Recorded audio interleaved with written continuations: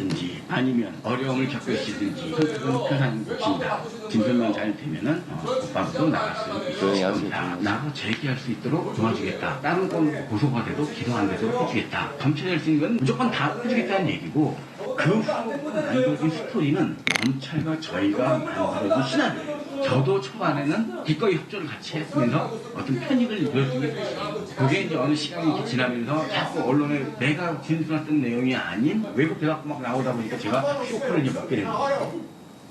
예. 들어보세요. 한명숙 총리 불법 정치자금에서 관련해서 이성인 의원님 잠깐 예. 발언 중지하세요. 지금 국회의원 질의하는데 유상범 간사 허락 맞는 자료만 틀어야 됩니까? 유상범 간사도 경고합니다. 질서를 어지럽히지 마세요. 자, 계속 신문하세요.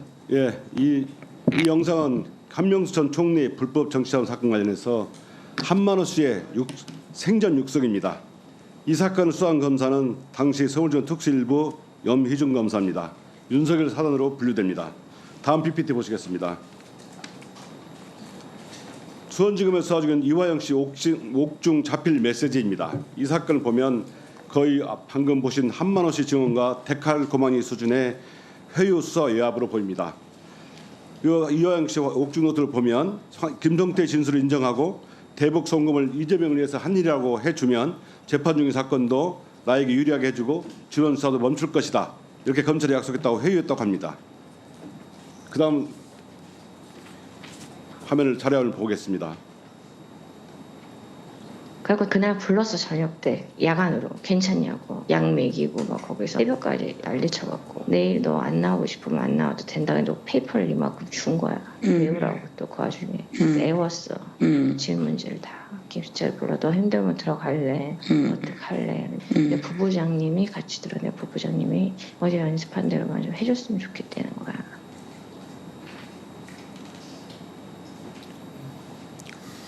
영상에 보시다시피 장시호와 제보자의 통화 녹취에 따르면 장시호 씨가 법정 구속된 2017년 12월 6일 날 저녁에 김영철 검사가 장시호를 불러 페이퍼를 주고 외우라고 지시했다고 나옵니다.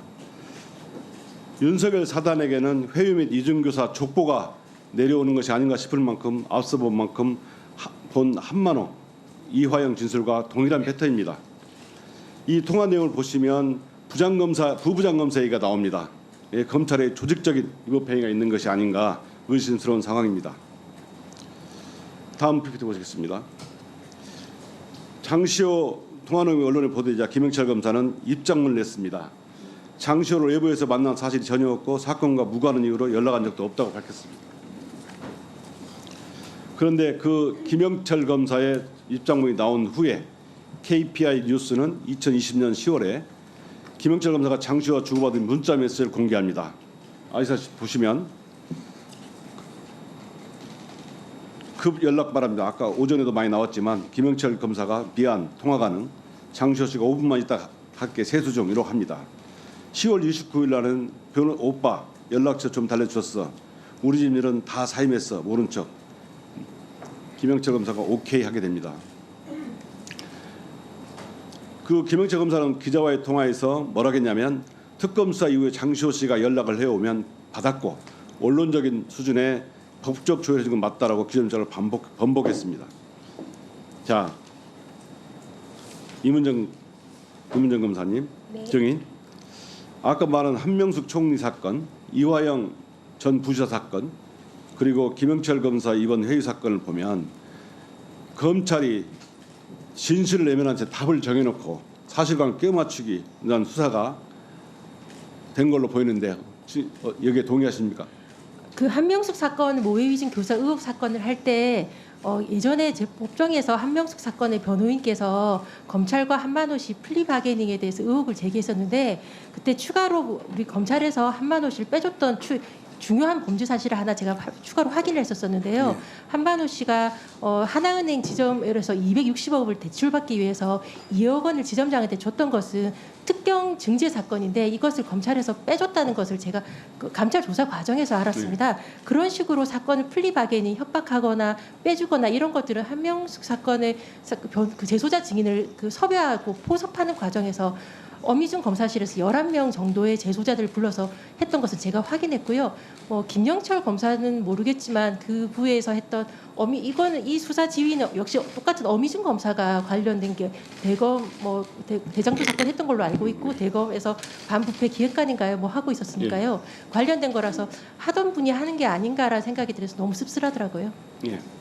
이와 관련 윤석열 사단 검사들이 국민을 상대로 해서 이런 반인권적이고 사건을 회유하고 압박을 통해서 구속된 피의자를 수십 번 불러내고 또 회유하고 또 겁박을 해서 편의를 제공했다. 안 되면 가족들을 털겠다. 협조하면 주변 수사를 멈추겠다. 이런 식으로 협박을 해가지고 진술을 조작하고 이런 사건을 조작하는 사건이 많은 걸로 알고 있는데 증인이 보시기에 이런 형태는 일반적인 형태입니까? 특수한 형태입니까? 특수수사에서 만연한 행태인 것 같습니다. 최근에 재판 진행되고 있는 이규현 검사의 출국 금지 김학의 사건 관련해서도 검사에 대해서 이규현 검사한테 불리한 진술을 받아내기 위해서 좀 회유하고 협박하고 그렇게 해서 이규현 검사의 불리한 진술을 억지로 받아냈던 것이 법정에서 검사가 증언했거든요. 지금도 현재 만연한 게 아닌가 싶어서 놀랍고 참담합니다. 현직 검사가 봐도 검사들의 회유 협박을 통한 진술 조작은 심각한 상황입니다. 이러한 진술 조작은 없는 사실을 만드는 이른바 엮어내는 것으로서 국민들이 심각한 반인권적 수사라고 보이고 검찰권 남용이자 공정한 재판을 방해한 중대한 범법 행위라고 봅니다. 여기에 대해서 징계를 넘어서 탄핵을 해야 한다고 생각하는데 증인의 생각은 어떻습니까? 그런데 다음 청문회에 아마 어미준 검사가 올 걸로 예상은 되는데 많은 분들이 어미준 검사에 대해서 대검 부장회의에서 혐의 없으면 된 게 아니냐라고 주장하시지만 그때는 징계시효, 공소시효의 한계가 있어서 어쩔 수 없이 어미준 검사실에서 은폐했던 공용 서류 은닉 같은 여죄들이 많았었는데 그런 부분에 대해서는 탄핵은 시효가 없으니까요. 마땅히 해야 될 일이라고 생각합니다.